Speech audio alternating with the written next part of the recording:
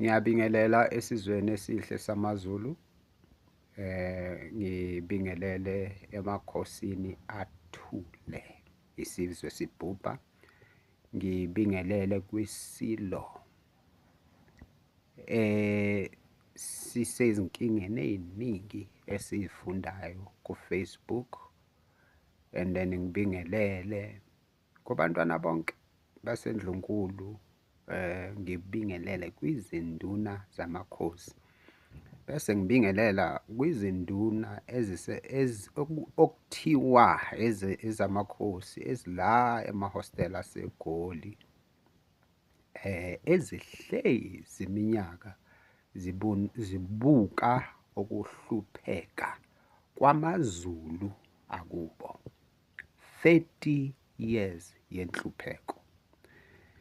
Angisiyo umuntu okhulele esintwini samakhosi. Ngiwumuntu okhulele eGoli, eThekwini, eLantuza, eBergville sihlalile emakhosini okwesikhashana, naseQwaqwa sihlalile emakhosini abeSuthu okwesikhashana. And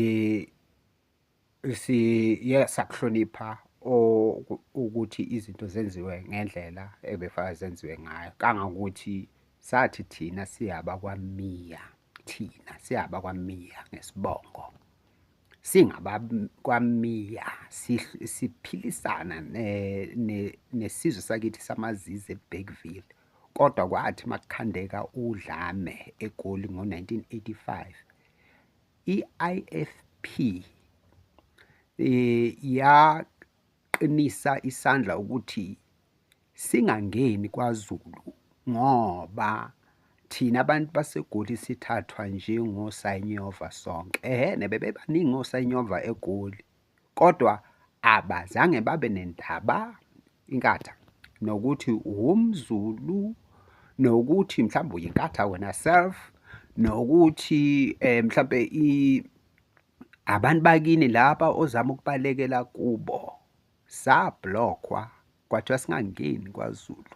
Sangakwazi ukurejista kwaZulu ukuzofunda ngo-1986. Iningi lamaZulu asaladengwane, abaningi bagcina bebalekela kwaNdebele, babalekela thina sabalekela eQwaqwa, sibalekele udlame olwalukhanda i-ANC ngaleso sikhathi ukuthi sofuna iy'kole. AmaZulu akithi awazange asisize, basixosha. Mangala othula sizwe Buthelezi sebelwela ama-foreigner. Nyamangala ngiwumZulu, ngiyaxakeka ukuthi kwenzakalani kwaZulu. Nyamangala amakhosi ey'ndaweni zawo sekugcwele ama-foreigner. Iwona sedayisa iy'tolo zezizwe zakithi. Thina saqoshwa kwathiwa sinalo ilungelo lokungena kwaZulu. Inkatha eyasixosha isithithibalisa amaZulu ukuthi amukela ama-foreigner. Ngisesandlwana ngiqala nokuya eNquthu 2023 ngashaqeka ngibona isitolo seTopiya right by eSandlwana. Hayi bazalwana, hayi. Ngathi ngakuphawula lokho nango-2023 ngathi hayi bo, kwenzakalani kwaZulu. Ngabona isonto elikhulu elivelayo noma wenza i-Google search olude eceleni kwesishamthetho lamaTopiya. Ngathi hayi bo, kwenzakalani kwaZulu. Sibuka ngangiyinkatha mina, nangikathi isixoshwa sasixoshwa siyinkatha, sixoshwa inkatha eyayiphethe kwaZulu ukuthi siyosanyova. Alright, so singaphuma-ke ngo-2005 enkatheni. Ngicabanga ukuthi ngivethambise sengingena lapha abaphethe khona manje. Into engingayisho ukuthi kwizinduna zesizwe nake nasixosha siyamaZulu, sicela usizo kunina, nalekelela izitha instead. Nina nasixosha namhlanje nimumatha bonke labantu bezizwe, nithula nethi du kufakwe iy'tolo zama-foreigner. Kusho ukuthi yinina enivikela labo abakwenzayo ukuthi bayifake. Kususwe umZulu okade e-ona lezo y'tolo emahostela kwafaka i-foreigner, nathula. Lento enasenza yona sifuna imfundo. Yabona ukube ngangiyitholile imfundo yakwaZulu mina, ngabe ngi-international. Ngoba besikhaliphile esikoleni samoshelwa imfundo ye-ANC ngo-1985, sathi sibalekela kwaZulu yasiblokha. Eqwaqwa isikole bebengakhuthalele kangako, abeSuthu babengayithandi kangako imfundo, sebeyayithanda manje. So iy'kole zakhona zazingekho best, kodwa sakhosela khona kunokuthi sihlale Soweto. AmaZulu akithi esiblokhile. So ngicela ukubuza Zinduna ukuthi nohlezi nisetshenziswa ukublokha abantu bakini ukuthi bangaphumeleli kuze kube nini.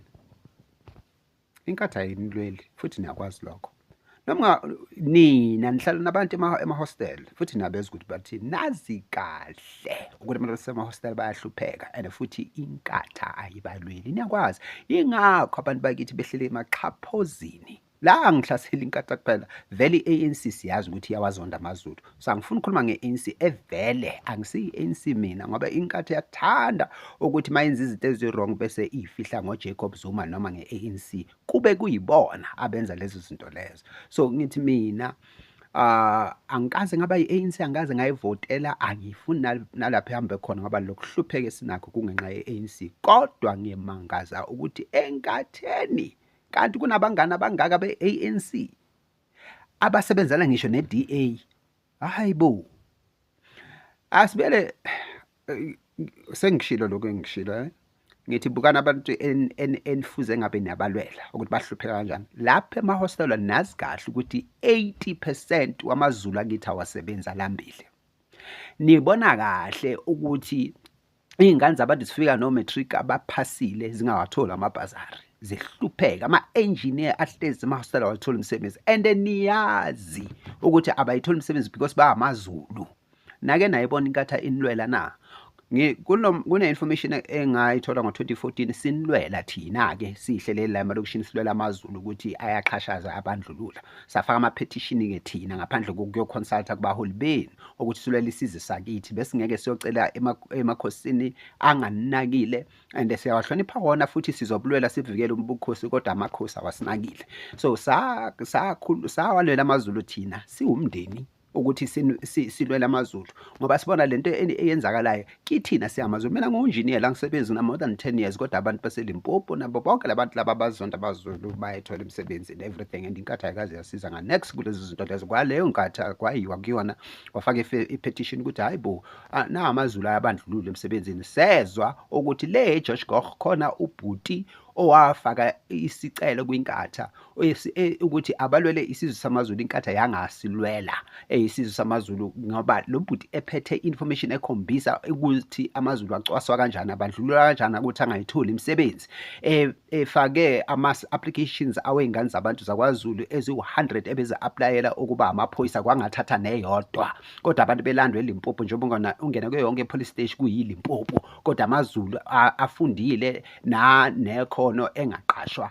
Nayabona futhi i-IFP noShenge, uShenge qobo lwakhe esaphila ngenkathi abantu baseDenver bezilwela behlukunyezwa amandiya. Nihlezi buka, nihlala emhostel because niyahlonipha, aniyikhandi imkhukhu ngoba niyazi ukuthi umhlaba womuntu awuvesana uthathwe nje, niyahlonipha. Lokho kuhlonipha kwenu ikhona okuxhashazwayo. Anikezwa ama-RDP, anikezwa umsebenzi, nithi nihleli-ke endaweni eyayikhandwe kwamandulo ukuthi iyona ndawo umuntu uma efuna ukuzothola umsebenzi afanele ahlale kuyo, i-hostel.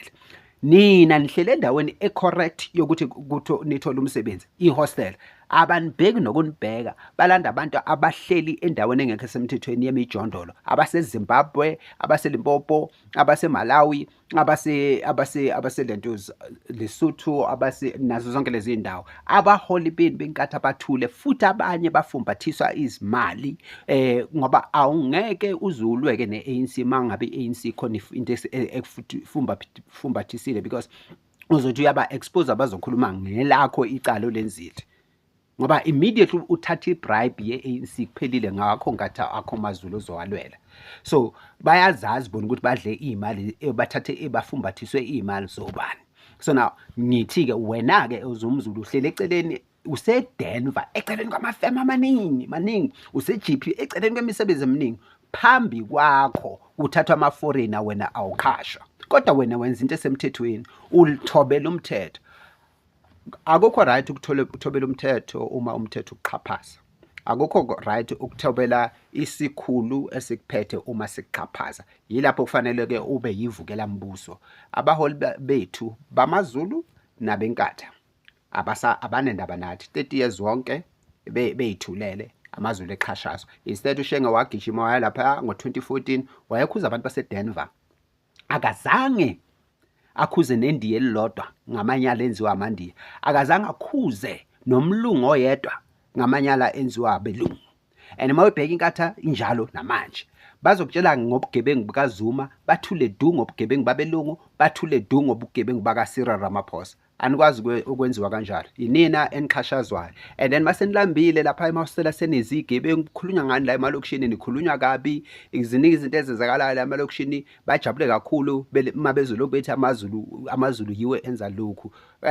Kodwa-ke ibe ezabi iy'ngane la elokishini zibe zenza amanyala amakhulu kunalokho, kodwa makeke waba umZulu nale y'moto zenu eziqhamuka emahostela ezilokhu zingene ey'ndlini zabantu zikhuthuza abantu, ama-cellphone and everything, bakhuluma kakhulu ngalezo, baqhamisa ukuthi amaZulu, futhi abantu abagqamisa lokho kakhulu yilaba abamaZulu angcono abala elokishini.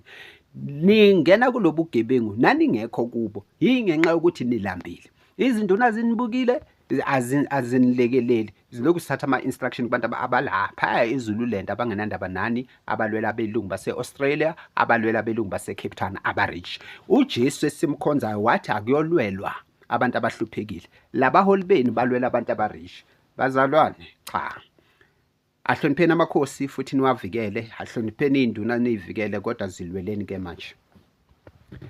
uThulasizwe uzama ukuqhatha abantu, uzama ukuqhatha amaZulu ukuthi silwe sodwa, uzama ukuthi amaZulu athize angabi ingxenye yalezi imashi ezenziwayo, and then uzama ukuthunaza igama likaPhakela nabo Ngizwe nabo Jacinta, and then ebeke yena-ke prime minister-ke osebenzisa ubunkatha obulawulwa yi-DA embusweni wakwaZulu. Uyiphi-ke into ayenzile ukuxosha ama-foreigner oLundi, kwaNongoma naseZululand yonkana? Ikuphi akwenzile yena ezuThulasizwe Nkabinde? Thulasizwe Buthelezi, wenzeni?